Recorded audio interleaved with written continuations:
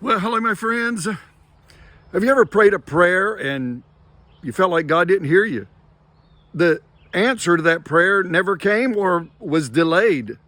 Perhaps it was a prayer for healing, prayer for financial help, maybe a prayer for a relational situation.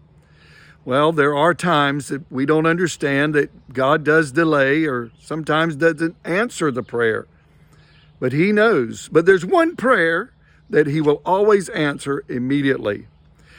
In our reading today in 2 Chronicles chapters number 4 through 6, we find Solomon finishing up the temple and praying a dedicatory prayer. And in this prayer, there are 8 times where it specifically, or at least implies, for God to hear and forgive.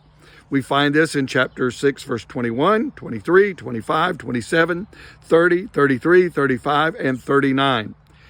Now, you see, Solomon understood and realized that all of us are sinners. We see this in verse 36. He said, all of us have sinned. Then he also says, in verse 30, you know the hearts of men. So when we ask forgiveness, we can be assured that God will immediately forgive us. It's not something He will delay, but He will immediately forgive us. But we must ask Him with a heart of humility and a heart of sincerity. Now, we find later on, in this context here, of course, Solomon is asking God to bless his people. And when the people sin, when they pray towards this temple, that God will hear them. Well, later on, we find in the book of Daniel, chapter 6, where Daniel was getting ready to face the lion's den, and he immediately went up to his apartment, so to speak, and he opened the windows towards Jerusalem, towards his house. And we know the rest of the story, that God delivered him.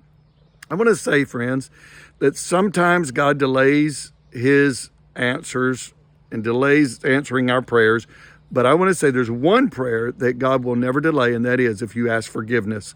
So I encourage you, if you're going through something that you've sinned in your life and you've committed things that are displeasing to God, I want to say to you, you can ask Him and He will immediately forgive you and give you a new start. Well, God bless you. I hope you have a wonderful day as we continue this study. God bless. Bye-bye.